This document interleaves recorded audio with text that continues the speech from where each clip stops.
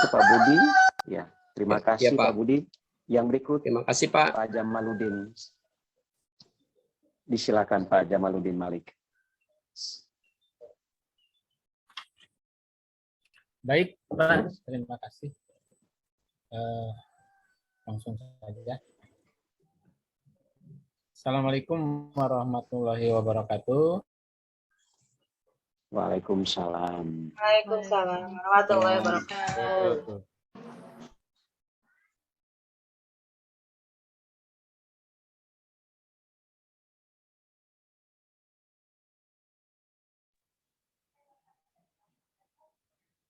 Bentar saya izin. Ini nggak bisa ini ya, record.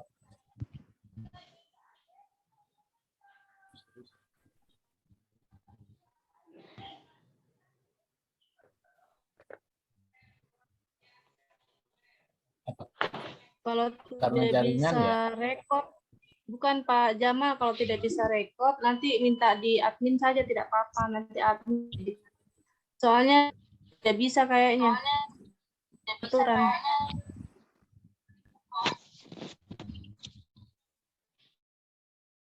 Oh, harus dimatikan satu ya?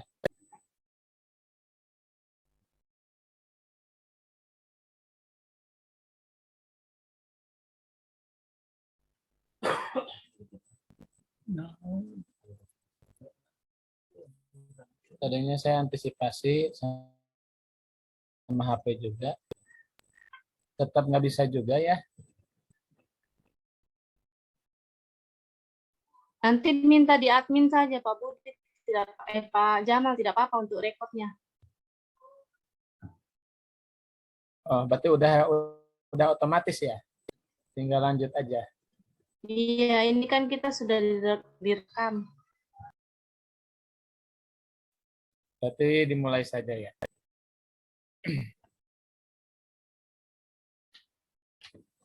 Baik, anak-anak, untuk memulai kegiatan hari ini, Bapak Ketua Kelas untuk memimpin doa. Silakan. Coba dipimpin sama Listra ya, Ketua Kelas. Saya izin, Pak. Listra tidak ada Pak Guru. Listra lagi ke toilet, Pak. Sama Arman Maulana. Arman. Ya, Pak. Kalau Amr Maulana pemain band, Pak. pemain band Arman.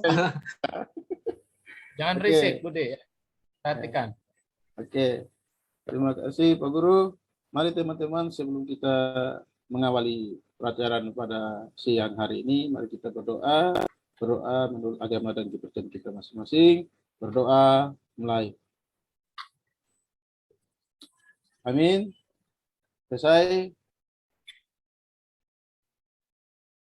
Baik, mudah-mudahan diawali dengan doa semuanya bisa berjalan lancar dan apa yang akan Bapak sampaikan kalian diberikan pemahaman. Untuk menghemat waktu dan memanfaatkan waktu, tidak usah menyanyikan lagu Indonesia Raya ya, karena mungkin jam pertama sudah tadi ya. Ini sudah jam siang. Baik, anak-anakku, apakah hadir semua? Apa ada yang tidak masuk? Hadir Listra Pak, kemana, hadir. Hadir Pak, hadir. Budi hadir, Budi hadir. Wawan jangan ngantuk. Ya, itu Ya, Pak. matanya udah Ya. sayu begitu. Iya, Perhatikan Pak. ya. Siapa? Budi juga jangan ngobrol terus Budi ya. Baik. Arman ganggu saya, Di minggu Pak. kemarin ya sudah, perhatikan. Nanti ada tanya jawab ya. Perhatikan. Jadi tolong mendengarkan, menyimak. Itu harus bisa membedakan anak-anak ya. Mendengar itu tidak usah diingat-ingat. Kalau mendengarkan cukup tahu. Kalau menyimak, kamu harus bisa menyampaikan lagi nanti. Jadi tolong disimak baik-baik. Siap? Siapa? Siap? Wah, siap, siap. Ya, suaranya yang semangat, jangan ngantuk. Minggu kemarin kita sudah membahas tentang hak dan kewajiban warga negara tentunya. Dan setiap materi dari materi yang lalu dengan materi sekarang itu ada keterkaitan.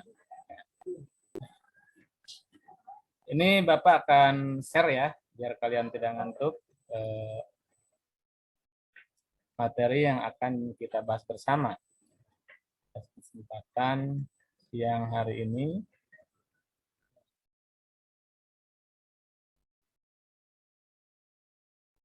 Sudah terlihat anak-anak? Belum, Pak. Masih Belum, proses. Pak. Belum Pak, masih nyangkut di kali Pak.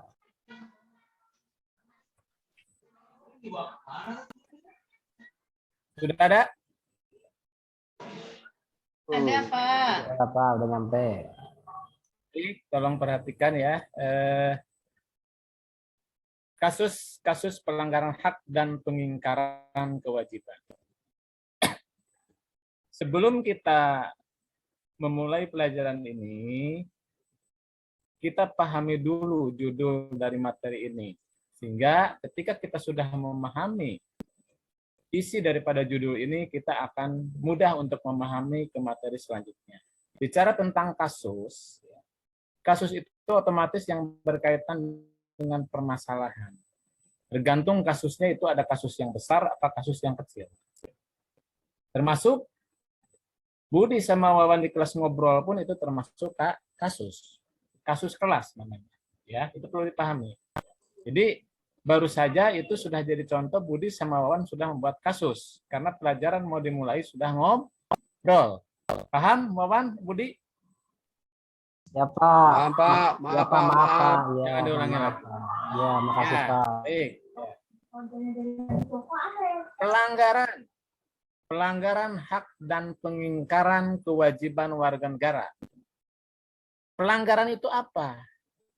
Pelanggaran itu adalah perbuatan atau perkara yang melanggar. Baik melanggar aturan agama, baik aturan negara. Dan setiap pelanggaran itu ada konsekuensi. Agama kita meyakini bahwa orang yang melanggar hukum, maka dia akan mendapatkan dosa. Ketika orang mendapatkan dosa, maka kelak akan dihukum. Kalau aturan negara, ketika kita melakukan pelanggaran terhadap negara dalam arti melanggar hukum, maka kita akan berurusan dengan hukum. Sesuai dengan undang-undang pasal-pasal yang sudah tertuang di dalam pasal-pasal bab 1 sampai 16. Itu bahwa kita harus memahami pasal-pasal itu sehingga kita tidak akan melakukan pelanggaran. Kemudian pengingkaran. Ini kita harus bisa membedakan antara pelanggaran dan pengingkaran. Kalau pengingkaran itu satu proses perbuatan mengingkari. Jadi pengingkaran itu tidak termasuk tidak seperti pelanggaran. Kalau pelanggaran itu ya, pelanggaran itu bisa dikatakan orang yang melanggar aturan, norma dan hukum. Dan pelanggaran itu ada yang sifatnya tipiring, tindak pidana ringan, dan itu bisa dilaksanakan dengan cara di meja perdamaian. Tapi kalau pelanggaran yang sifatnya sudah masuk ke ranah hukum dan sudah diputuskan di persidangan, ya, itu termasuknya kejahatan.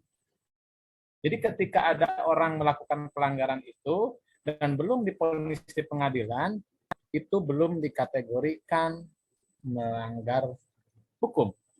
Karena dalam proses hukum yang sudah kalian pelajari dulu ya, di kelas 10, bahwa proses hukum itu ada prosesnya. Ya, proses tersangka, terdakwa, terpidana, dan setiap lembaga itu ada prosesnya. Nanti di akhir akan Bapak jelaskan. Ya, itu jadi judul kita ya. Jadi artinya pelanggaran dan pengingkaran itu perbedaannya. Bisa dipahami sampai di sini? Ada yang bertanya dulu? Ya. Jangan sampai nanti tidak nyambung. Ya. Pak, jelas akan Pak. menjelaskan. Jelas Pak, jelas. Jelas. Baik. Lanjut. Ya.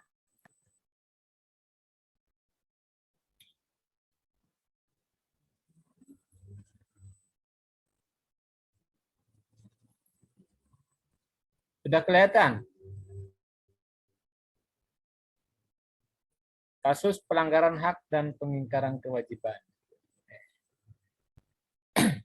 Selanjutnya,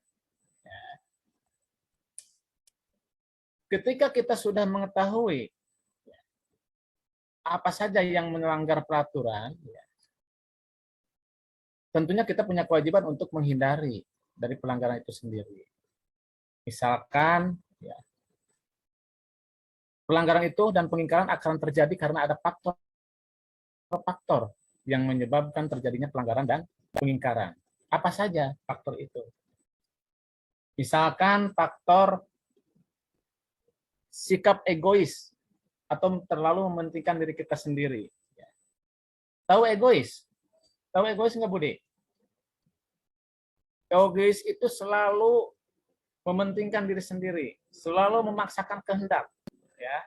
Jadi ketika kamu di kelas selalu ingin pendapatnya diterima, kamu selalu ingin kehendak sendiri, itu termasuk egois. Dan itu termasuk ke dalam kategori melanggar. Kemudian rendahnya kesadaran terhadap bangsa dan negara. Ya. Jadi begini ya anak-anak, contoh, ketika kita melaksanakan upacara hari Senin, upacara kenaikan bendera, itu bukan kita hanya berbaris hormat kepada pembina upacara, kepada Kasang Merah Putih. Justru kita harus menghargai betapa sulit, betapa pengorbanan para pendahulu kita untuk merebut kemerdekaan dari kaum penjajah. Di situ kita harus punya kesadaran bahwa upacara itu untuk mengenang para pahlawan kita yang betul-betul memperjuangkan negara ini.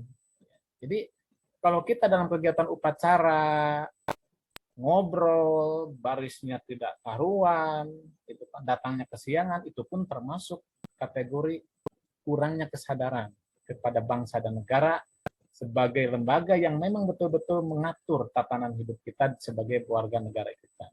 Kemudian selanjutnya apalagi faktor penyebabnya itu sikap tidak toleran. Tidak toleransi. Di kelas ini kan ini beraneka macam, bukan beraneka macam ya, bukan hanya satu agama saja. Beraneka suku bangsa, agama, bahasa, itu kan. Itu Wawan kan kamu dari Sunda ya? Orang tua kamu orang Sunda? Mohon Pak leras. Leras, ya itulah. Listra, kamu dari mana Listra orang tua kamu? Ambon, Pak. Kamu dari Ambon. Iya. Katanya rumah kamu kebanjiran ya. Ini rencana tolong ada anak-anak nanti sebagai bentuk ya, sebentuk rasa toleransi kita kepada teman kita, nanti atau besok kita agendakan di akhir pekan untuk menengok rumahnya Listra ke sana.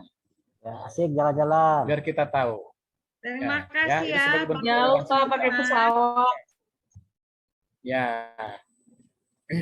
Rumahnya kan tetap di sini dekat ya. Di Ambon itu kan itu ibunya ya. Jangan berpikir kita akan ke Ambon. Selanjutnya apa? Saya jauh, Pak. Saya jauh. Gimana? Saya jauh, Nah. Pak, di Kalimantan. Oh iya. Kamu di Kalimantan ya? Berarti termasuknya suku apa kamu? Saya suku Dayak, Pak. Oh, suku Dayak. Ya. Ya. Baik, ya. Ya. Nah, selanjutnya adalah penyalahgunaan kekuasaan. Nah, ini penyalahgunaan kekuasaan ini termasuk salah satu pelanggaran. Kita teringat dengan kasus cicak dan buaya. Ingat tidak, anak-anak? Kasus itu. Artinya di situ ada persaingan institusi Polri dengan KPK. Ya. Itu termasuk penyalahgunaan kekuasaan. Karena kekuasaan itu adalah untuk mencapai suatu tujuan, itu adalah kekuasaan. Sehingga setiap lembaga negara mempunyai kekuasaannya tersendiri. Polri mempunyai kekuasaan sebagai lembaga keamanan. KPK juga termasuk lembaga hukum yang menangani tindak pidana korupsi. Sehingga di situ ada tumpang tindih kewenangan dan kepentingan, ya. Sehingga disitulah timbullah penyalahgunaan kekuasaan. Karena kalau tidak ada penyalahgunaan kekuasaan, ya, itu tidak akan terjadi seperti itu. Seperti kasus yang sekarang lagi trending topik. Kasus apa? Kasus Verdi Sambo. Kamu nggak suka nonton berita ya? Penembakan Brigadir J, Pak. Ya. Ya. Tuh, itu termasuk kasus, kita ikuti kasus itu, dikawal, kita sebagai masyarakat kita pengen tahu. Artinya sewenang-wenang karena merasa aparat hukum ada indikasi untuk mencoba mengkriminalisasi bawahannya yang dianggap pangkatnya lebih bawah. Nah, itu penyalahgunaan kekuasaan termasuk, ya. Jadi kekuasaan itu intinya orang yang berkuasa, pangkatnya lebih tinggi, kekuasaannya lebih tinggi, menggunakan kekuasaannya untuk menakut-nakuti yang di bawahnya. Itu penyalahgunaan kekuasaan. Paham tidak? Coba apalagi, Wulan, contohnya apa? Penyalahgunaan kekuasaan, contohnya apa? Misalkan. Korupsi, Pak. Korupsi. Terus peron. Ya. Peron orang tuanya kerja di stasiun ya? KKN, Enggak. Pak. KKN, Pak. KKN. Pencurian KKN itu motor. apa? KKN itu apa artinya? Takutnya itu bullying atau KKN. Penyalahgunaan kekuasaan, Pak, karena dia punya kekuasaan, dalam artian dia punya kuasa, istilahnya memasukkan temannya, saudaranya untuk bisa bekerja atau misalkan menduduki jabatan tertentu, misalkan, Pak. Itu juga sama kan istilahnya menyalahgunakan kekuasaan, Pak. Oh gitu ya. Jadi KKN itu artinya apa? Maksudnya arti KKN itu sudah pengertiannya betul. Maksudnya takutnya itu tidak tahu KKN, dikiranya kuliah kerja nyata maksudnya gitu. Kolusi korupsi gitu, nepotisme, ya. Pak. Nah, itu. Kolusi, korupsi dan nepotisme. Ya, itu betul, Korupsi, Pak Budi. ya, Budi, betul. Memang kalian ini pintar-pintar ya, ini termasuk kelas akselerasi ya. Walaupun ngantuk, tapi pikirannya dan konsentrasinya tetap tenang. Baik, anak-anak kita lanjutkan. Kemudian di sini faktor-faktor yang menimbulkan terjadinya pelanggaran hak dan pengingkaran itu apa? Penyalahgunaan teknologi. Nah, ini satu tantangan kita sebagai bangsa, ya. Anak-anak kita yang namanya memakai HP itu, bukan anak-anak kita ya. Kalian pun punya anak ya. Maksudnya anak bapak, maaf, anak bapak ya. Sudah, Ketika ingin menggunakan HP, ya, dia menangis, maksa. Sementara di HP itu kan banyak konten-konten yang tidak bisa dipertanggungjawabkan. Ini penyalahgunaan teknologi juga. Terus termasuk sekarang ini yang ada satu kata yang paling terkenal. Apa? Yang tahu? Kata viral. Nah, kata viral. Viral itu lagi terkenal sekarang di dunia maya dan dunia nyata. Karena viral itu ada sisi positif dan negatif. Sisi positifnya apa? Ketika Budi sedang membantu temannya terkenal. Bentar. Ketika Budi sedang melaksanakan atau membantu temannya yang beda agama melaksanakan kegiatan hari besar, divideokan, diposting, dipiralkan. Itu sebagai bentuk solidaritas. Ya. Ketika tanggal 17 Agustus 1945 atau yang ke-77 kita melaksanakan aksi sosial terhadap orang yang kena musibah misalkan, dipoto, diposting, dipiralkan sehingga orang lain akan terinspirasi. Tapi kata viral itu kadang merugikan, gitu kan. Ketika ada orang sedang berbuat tidak baik, dipoto, divideo, dipiralkan. Ketika ada orang yang memang tanpa sengaja melakukan hal tindakan yang memang kurang senonoh, di video, dipiralkan. Jadi kata viral itu ada sisi positif, ada sisi negatif. Tergantung kalian bisa memilah dan memilih. Paham tidak? Pak, istirahat, Pak, waktunya habis. Ya, gitu ya. Nah, selanjutnya di sini ini salah satu contoh-contohnya ya. Nah, ini apa yang tadi Bapak contohkan nih, misalkan Budi membantu renovasi gereja misalkan ya. Ini contohnya. Misalkan ini stop membajak. Nah, ini ya, kita sering media ini dijadikan alat untuk pembajakan. Bahkan di daerah Bapak ada orang yang uangnya di ATM tersedot gitu kan. Karena apa? Karena ada motif kejahatan pembajakan uang.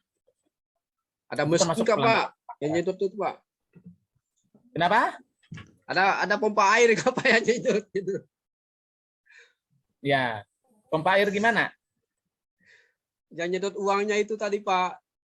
Saya tidak paham, Oh Pak. enggak, jadi itu karena sekarang ini sudah banyak hacker ya. Jadi kita Oh, ini gitu, sebagai Pak, ya. siswa harus menguasai teknologi ya. Jangan harus ikuti perkembangan. Jadi kita jangan mengikuti arus tapi jangan terbawa arus. Ya, Budi ya, Ya, Pak. harus mengikuti. Ya, Pak. Saya pikir alat untuk nyedot air itu, Pak, tadi, Pak. Uangnya tersedot. Ya. Oh, jadi kamu di rumah masih pakai pompa ya? Ya. Budi mah pikirannya nyedot itu Pak S mungkin Pak, jadi dia aus mungkin. Jadi belum ada listrik, pakai pompa, Indonesia sudah 77 tahun merdeka. Ya kita doakan Waktunya mudah-mudahan sudah Bapak habis, Budi. Bapak. Baik. Ya istirahat dulu Pak, udah habis Pak. Nah, selanjutnya bagaimana penanganannya kasus itu ya? Penanganannya itu di sini ada lembaga-lembaga hukum. Di sini ada Polri, ada TNI Polri. Polri itu bertugas sebagai lembaga keamanan, TNI itu sebagai lembaga pertahanan untuk membackup dari ancaman dari luar, kalau Polri dari dalam. Di sini juga ada KPK ya, ada Mahkamah Agung. Mungkin kalian sudah memahami. Baik,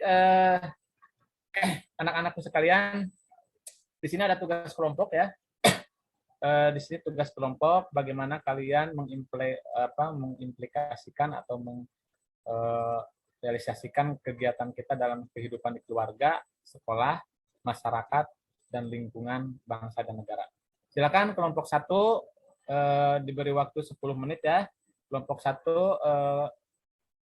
ketuanya Budi, kelompok 2 nanti ketua kelompoknya saja ya, yang sebutkan Budi sama Ajun ya. Terus kelompok 2 Wawan sama Santi ya. Terus kelompok 3 siapa lagi itu yang di pojok? Arman ya. Arman sama ini Wulan ya. Dan kelompok 4 itu Listra ya. Listra sama siapa yang belum masuk? Sukarsi. Ya, sama Sukarsi. Silakan kerjakan, nanti kita berdiskusi ya, kerjakan. Santi belum masuk, Santi. Pak, Santi belum masuk kelompok. Udah sama Silakan, saya. ya. Santi udah sama saya. Nanti kan Oh, udah, sudah kamu ya? nggak didengarkan ya. Aduh, Ya, coba Pak, ya. disimak ya. Maaf, Pak. Mas Butuh berarti ini diskusi kita nanti di rumah ya. Iya, Pak. Waktunya Oke. sudah habis, Karena Pak. waktu kita sudah selesai. Di Itu rumah PR ya. nggak, Pak? Lagi jam Pergan- agama Pak. Nah, Iya, PR, Pak. pergantian jam Waktunya udah pelajaran, habis, Pak. Pak. Silakan.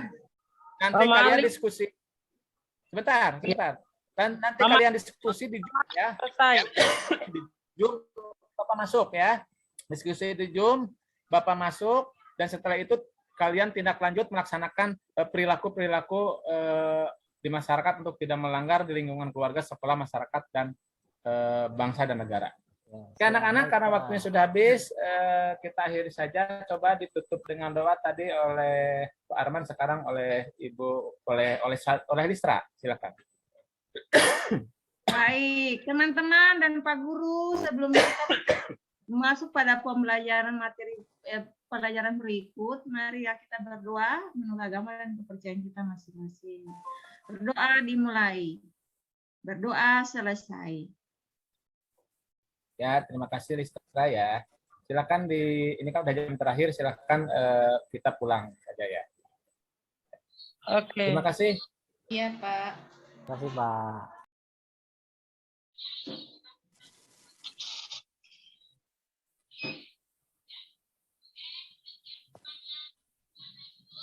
Bapak John. Siap, Malik. Ibu. Iya, baik. Terima kasih Pak Malik atas presentasinya. Ya, kita berikan kesempatan kepada Ibu Salamor. Disilakan untuk memberikan komentar. Bapak John, terima kasih. Pak Malik, apresiasinya belum? Ya? Pak Malik, halo. Ya, Bu. Ya, Bu. Siap, Bu. Apresiasinya belum tuh. Tujuan pembelajaran Ya. juga belum disampaikan. Kemudian itu konsep pelanggaran dan lain-lain itu dideskripsikan secara real supaya anak-anak itu bisa tahu ya. Kemudian untuk hak dan kewajiban dan sebagainya itu sebaiknya dicontohkan. Ya, lalu tadi itu pelanggaran-pelanggaran dan sebagainya, kira-kira pelanggaran terhadap norma yang mana itu harus diperjelas. Ya, jelaskan dulu misalnya ada terdiri berapa norma. Jadi kalau pelanggaran terhadap norma kesusilaan ini seperti apa, kalau kesopanan ada norma hukum dan sebagai norma agama supaya anak-anak bisa perjelas arah pengembangan materi itu seperti itu ya. Kemudian perhatikan waktu juga, keterampilan bertanya dasar dan bertanya lanjut juga harus diperhatikan ya. Ya, mungkin itu saja dari saya, nanti di kelas normal lebih baik lagi. Terima kasih Pak Malik. Bapak. Ya. Terima kasih, Bu. Iya. Terima kasih. Baik, terima kasih Ibu Salamor. Pak Malik. Pak Malik bisa dengar suara saya? Dengar, Pak. Baik. Pak Malik itu punya materi tentang apa? Kasus-kasus pelanggaran hak ya, dan pengingkaran kewajiban. Benar ya Pak Malik? Betul. Kasus-kasus pelanggaran hak dan pengingkaran warga negara. Iya. Pak Malik punya LKPD itu contoh perilaku. Kasus dan contoh perilaku itu beda Pak Malik. Nah, tadi dikatakan oleh Ibu Salamor betul, persepsi mengantar siswa itu salah arah. Ini kan kita bicara tentang pelanggaran hak warga negara, bukan pelanggaran hak asasi manusia. Bapak Ibu ingat, pelanggaran HAM itu beda dengan pelanggaran hak warga negara. Tidak semua hak warga negara itu hak asasi manusia, tetapi semua hak asasi manusia termasuk hak warga negara. Bisa dipahami ya, Pak Malik? Ya, Pak. Iya. Mestinya kita mengantar siswa untuk memahami dulu, ya, memberikan persepsi dan motivasi. Ya. Apa yang dimaksudkan dengan hak warga negara? Bukan hak asasi manusia, hati-hati. Hak warga negara adalah segala sesuatu yang kita terima, yang harus dilakukan dalam status dan kedudukan kita sebagai bagian dari suatu negara atau bangsa. Sedangkan kewajiban warga negara adalah segala sesuatu yang harus kita laksanakan berdasarkan ketentuan peraturan perundang-undangan. Apakah itu Undang-Undang Dasar Negara RI tahun 1945 maupun peraturan perundang-undangan yang ada di bawahnya. Itu kewajiban warga negara. Nah, ini sekali lagi pemahaman materi dan pendalaman materi, Bapak Ibu hati-hati. Sebab salah kita meletakkan dasar dan pemahaman kepada siswa, maka tujuan pembelajaran itu tidak akan tercapai. Makanya tadi saya tanya, di tujuan pembelajaran tentang apa? Kasus-kasus pelanggaran hak, bukan contoh perilaku.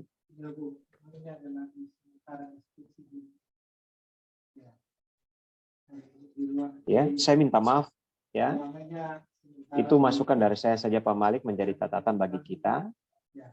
Ya, tetapi juga bagi Bapak Ibu yang lain. Saya kira itu. Terima kasih Pak Malik. Ya, semangat Pak Malik. Ya, terima kasih Pak John juga teman-teman. Ya. Baik. Kesempatan terakhir.